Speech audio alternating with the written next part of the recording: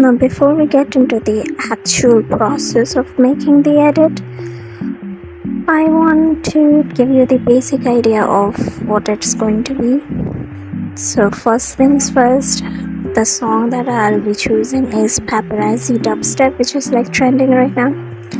And then we're doing a long intro which is from the movie Goblet of Fire, where the fake Mad Eye is explaining about the unforgivable curses, and he mentions about the killing curse. So that will be my intro. And as for the main edit, I think I'll be doing something similar to the microwave zoom kind of thing. So yeah, let's just get into it and see what we can do with it.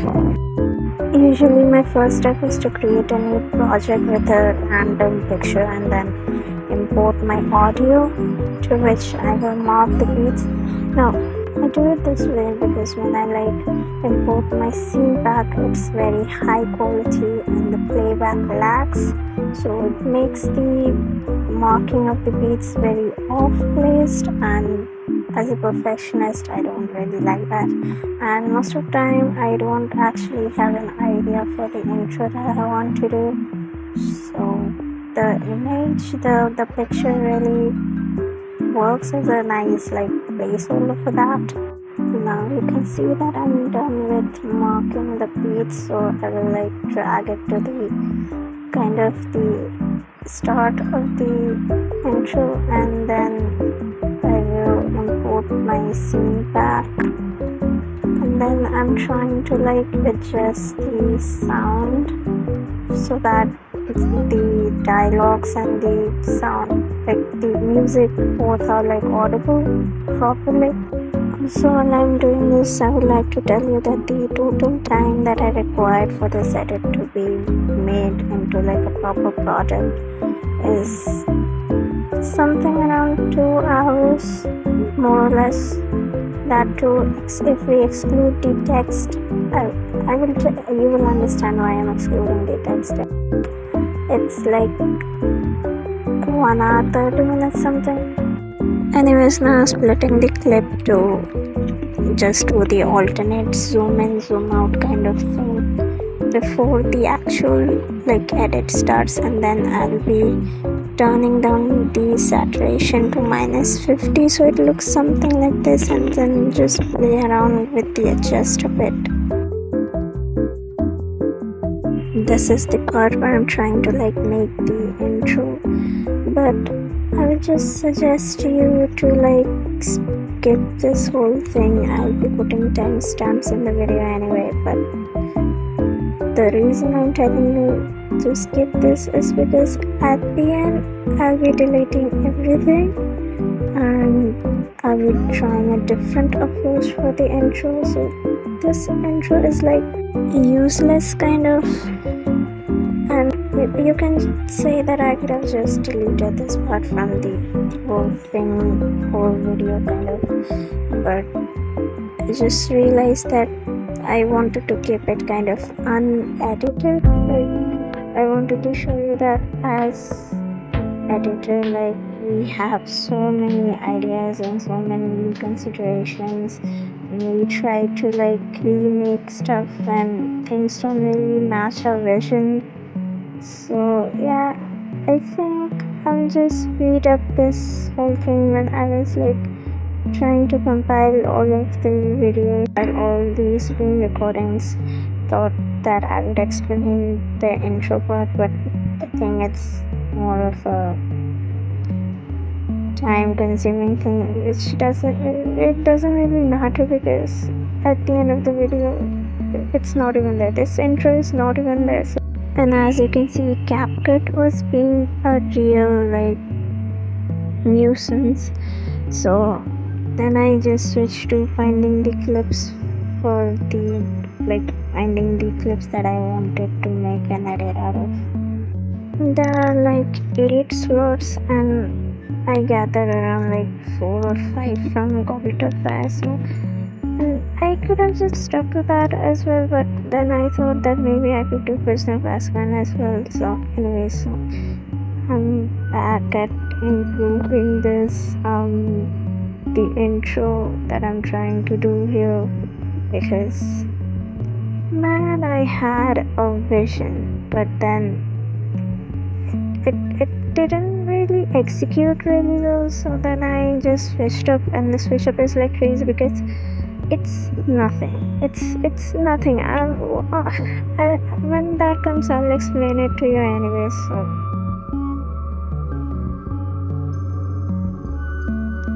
now I'm trying to do the actual edit. So just pay attention to the graph and trying to bring the length of the clip to in between the two beats, and then I will duplicate it and reverse the graph, and then I will use the reverse option, and after that I will just use the slow motion. I think it's called smooth slow motion.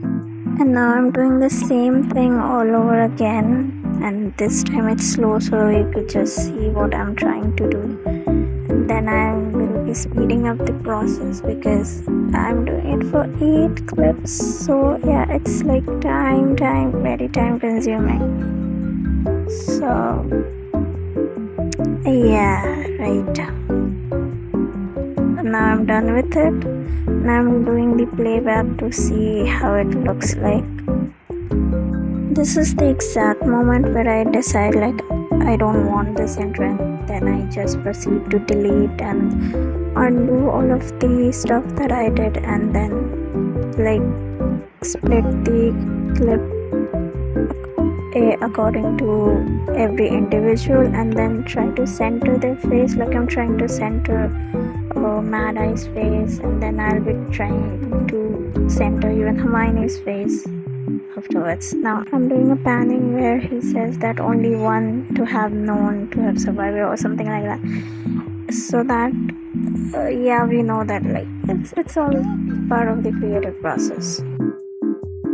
I will actually shut up for a while here because I don't really know what to say in this stretch, so yeah.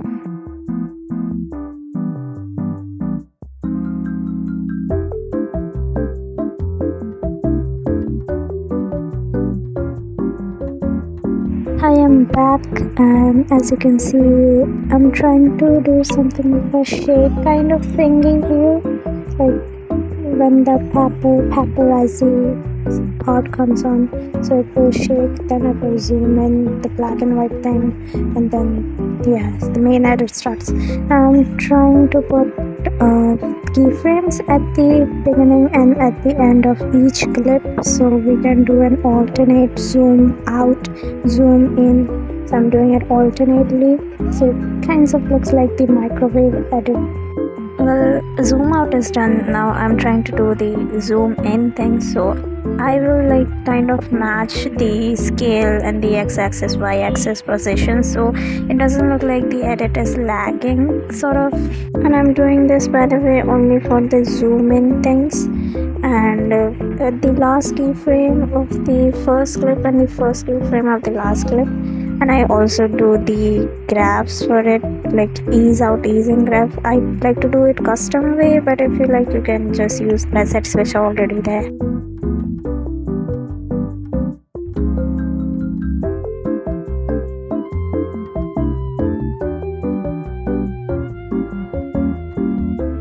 I add the shake effect again at the beginning of the actual edit, and try to adjust it, bring the values from the default to 0, and I duplicate it and put it in the start of the fourth clip as well. And then there's this kind of glow thingy that I want, so I just chose this effect called Heaven's Shine. Now after this effect is done, I want to do something called a pair animation, for which I will be duplicating the last clip, and I'll be putting it in overlay, and choose one of fall right, fall bottom right, fall left, or fall bottom left effect in the animations. I'll put till keyframes and switch from 0 opacity to 100 opacity, And I'll do the same with the next clip, except I'll switch the opacity from 100 to 0, and we don't need the first and the last keyframes at the end and beginning of the clips, so we'll remove that because it's like unnecessary. And before anything else, I would also like to remind you that fall right goes with fall bottom right, and fall left goes with fall bottom left. I try to do something of an eye animation, like eye glue kind of thing, but yeah, so I adjust the intensity and the range and the graph, and then I go to the place where the pair effect takes place. So it's not really visible, so I kind of then decide to put an overlay. Also, do not judge my overlay choices. So I put on a white overlay and I go to like mask and mirror and bring them very close together. I don't really know how to explain that, and I put like 3 keyframes, one at the middle, one at the start, and one at the end. And notice how I rotate the thing like the overlay, and I choose the graphs again, custom graphs, ease out, ease in, custom graphs. You can just choose the presets if you like. I choose to do it the custom way. This is where I decide to do something creative, like for which I will need the yellow overlay, so I decide to make one of mine own. So I screenshot this thing and then I remove the clip anyway that I dragged to the last, because it was a duplicated clip anyway. And then I import this clip and I go to like adjust it, like saturation, brightness, etc, etc, and then I go to mask and bring the size on the y-axis to the lowest minimum possible, and then drag it to the bottom. Then I add 2 keyframes that will like goes from the start to the end, and it like drags out, like stretches out, and I duplicate the same for the top and the bottom. I drag one to the top so it's like pairs, and then I import a black overlay, which is like kind of a cinematic frame kind of thing, which is I'm trying to replicate. So I just use the mirror mask kind of thing and keyframes. It's like a play around with keyframes, mask, and all that stuff. I also adjust the layer so that the yellow overlays are visible, and I think I just forgot to mention that in the yellow overlays there is also keyframes for the opacity thing. Now I'm trying to duplicate both the original and the reverse clip and put it in overlay, so and remove like the background and put something like this, so that the character pops out but the background is in the cinematic frame. I'm also doing the pair animation for like the last clip and the second last clip, so it looks like nice and cool and just something. So I think I go with fall left and fall bottom. I don't really remember, and I'm not releasing the video right now. So, and this is the playback of the stuff that is happening on screen, and just notice how cool the cinematic thing looks like. I really love that part. Now for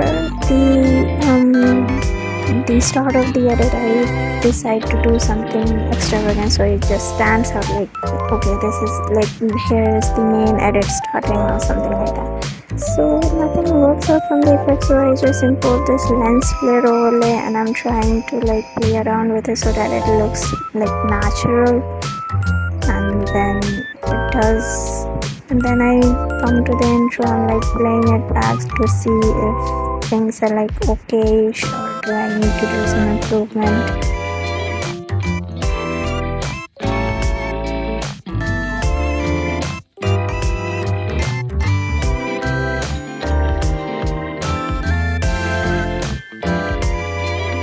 After I realized that everything's fine, so I just go to filter and try to do my coloring and stuff, like all the adjust, sharpen thing. I'm trying to do the layers thing and the cinematic arc, see if like the yellow overlay pops out or not. And then after I'm done with that, I try to do a dorsal string at the 4th clip, because I just put in too much like effects.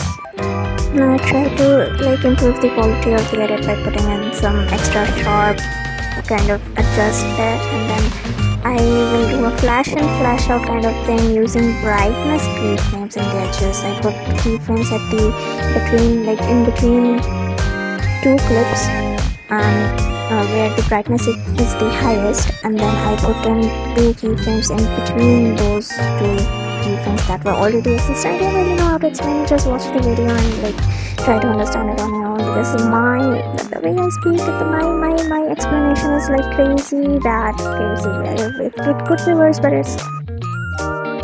I play around with the coloring again because I don't really like how it looks, but I just realized that it's okay, I don't need to mess it up than how worse it is already. And then for a panning kind of effect, I add something called gentle rippling, if you already noticed, and then I exported the video. This is how it actually looks like without the sound. I cannot play it for copyright reasons, obviously. If you want to check out the proper results, then go to the linked video. I don't really know if this video is coming up before or after I've uploaded the edit, so yeah, it's like okay. Now I'll go back and import the edit in a new project that I just made and do the looping, because I haven't done that. So I just separate the main edit from the intro, like try to clip it out and then like at the beginning and at the end, and then just duplicate it and put it in overlay in the second half. And then I will put an effect called chrome blur and adjust the intensity and aberration, and then I will put my watermarks. And then for the panning of the intro, I will put something called a jitter and also something called the rebound swing, but then I decided that rebound swing degrades the quality of the edit, so then I switch up to camera shake instead because it looks like nice and cool. And so